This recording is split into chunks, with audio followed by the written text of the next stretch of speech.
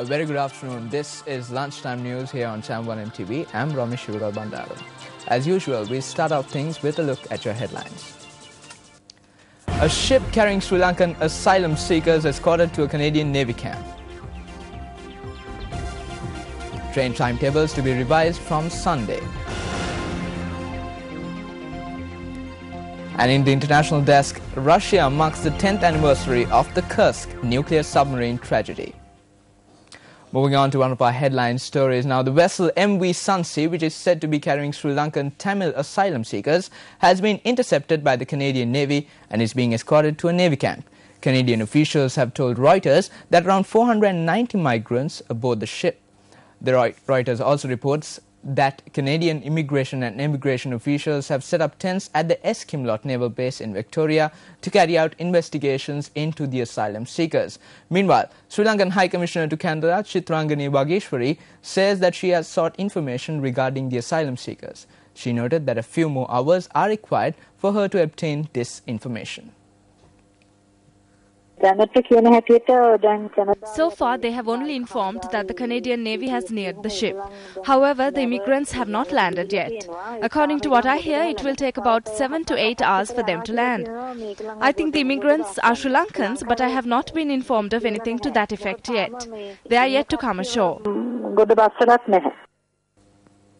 Staying in that story, nearly 500 Sri Lankan Tamil asylum seekers have been taken into the custody of the Canadian Navy. This would be the second ship in less than a year to reach Canadian shores across the Indian and Pacific Oceans. Canadian officials have warned that they may take a hard line with regard to the latest arrival in order to discourage other ships carrying human cargo. The Canadian government has said that it is vigilant about possible LTTE members, as the LTTE is a banned organization in Canada. Public Safety Minister V.I.C. Tobes has meanwhile said that human smugglers and human traffickers are now watching Canada's response to judge whether or not they can continue to take advantage. He added that Canada will send a message loud and clear to human smugglers that those engaged in this will be persecuted to the fullest extent of the law. Moving on, the Department of Railways has taken steps to amend timetables for train services with effect from Sunday. Issuing a communique, the Railways Department stated that the timetables of several express trains services will be amended. Accordingly, trains plying between Colombo and Fort and Batticaloa and Tandikulam will be amended in this manner. Meanwhile, the timetables of 10 other train routes will also be subject to this amendment.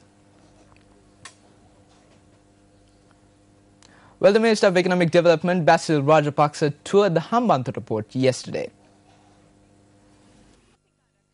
During his inspection tour, the minister said that the establishment of the Hambantota port will not only boost the country's economy, but also its shipping industry. While $350 million was spent on the first phase of the project, 85% of the money was obtained through Chinese aid. Incidentally, this is the first port in the world where water will be filled into it this weekend, subsequent to work being completed.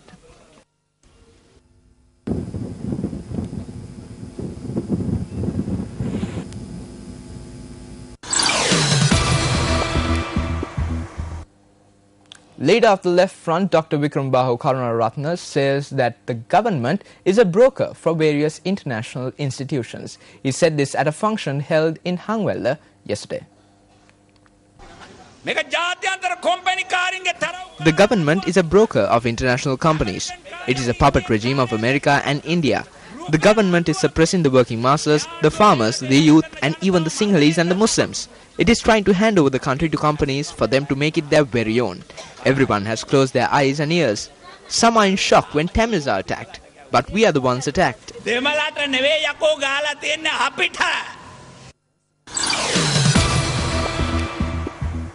Deputy Minister of Environment Faisal Mustafa says that attention has been focused on creating an environmentally friendly green zone within a radius of 2 square kilometers around the Temple of the Sacred Tooth Relic in Kandy. He said this while participating in a program held at the Temple Tree's premises yesterday. Or rather, he said this at a function held at the temple premises yesterday. A cleaning program was held yesterday at the premises of the Temple of the Sacred Tooth Relic in Kandy. The program, which was held under the patronage of the Deputy Minister of Environment, also saw the participation of several students and inmates of the Bogambara prison. We need to make the premises around the Temple of the Sacred Tooth Relic environmentally friendly, but it must be noted that the entire city of Kandy will be converted into a green zone. We need to start somewhere. Therefore, a 2 square kilometer radius around the temple will be used for this. Before making Kandy a green city, we must first start here.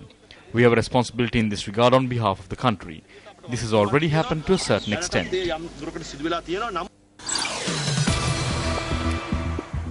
The Mamadou Paddy Marketing Board in Borneo, which was utilized by the security forces for many years during the war, has once again been invested in the public.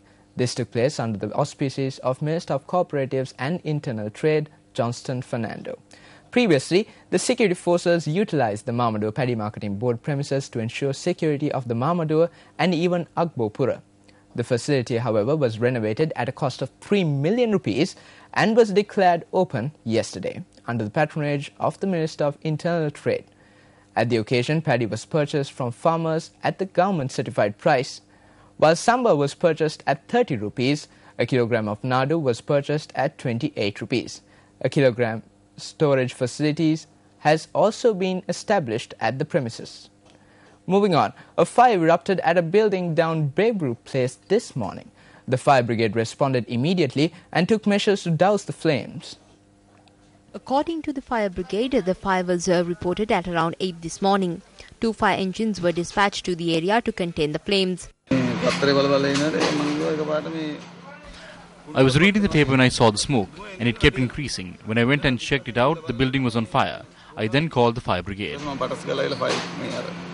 What has happened is this morning our stores, which all our films have been stored, mainly the single films and plus more than 30 English films, which were shown earlier in Sri Lanka all over the island, has been destroyed by this fire this morning in our stores in office, and the stores area is fully gutted and there is nothing we can sort of salvage out of the films which were stored there. But fortunately, some of the films are with the circuits and with the National Film Corporation.